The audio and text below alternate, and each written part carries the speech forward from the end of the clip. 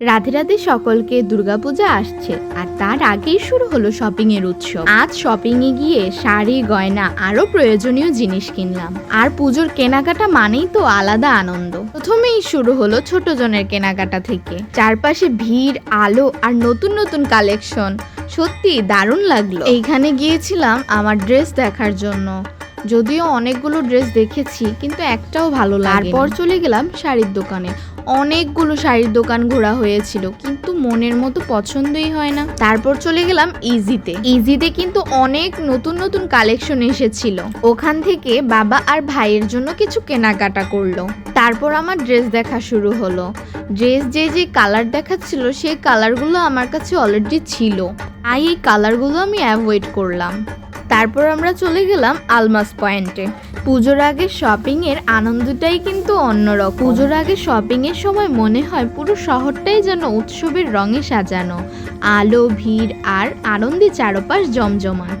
তারপর আমরা চলে গেলাম আড়ংয়ে ঢোকার সময় সিকিউরিটি আমাকে ভিডিও করতে বারণ করছিল, কিন্তু কেন করছিল আমি জানি না। যদিও আমি অনেককে আড়ংয়ে ভিডিও করতে দেখেছি, তাই আমিও তোমাদের জন্য ভিডিও করলাম। এখানে মা আড়ংয়ের ব্যাগের কালেকশনগুলো দেখছিল। দেখো, মায়ের হাতের ব্যাগটা কিন্তু খুবই সুন্দর।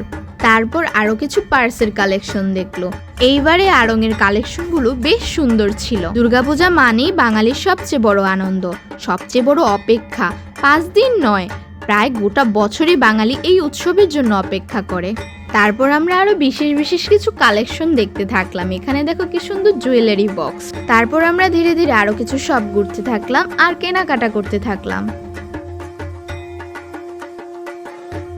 তারপর চলে গেলাম শাড়ি দেখতে। তারপর আমরা শপিং শেষ করে আমরা চলে গেলাম একটু খাওয়া দাওয়া করতে।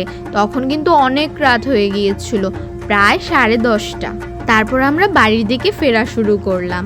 বাসায় ফেরার সময় দেখলাম এখানে বিশ্বকর্মা ঠাকুরের বিসর্জনের জন্য নামাচ্ছে। আজকের মতো শপিং ব্লগ এখানেই শেষ। আবারও শপিং এ যাওয়া হবে, তারপর সবকিছু তোমাদের একসাথে দেখাবো। শপিং ব্লগের পার্ট 2 এর জন্য ওয়েট করো। টাটা সকলকে।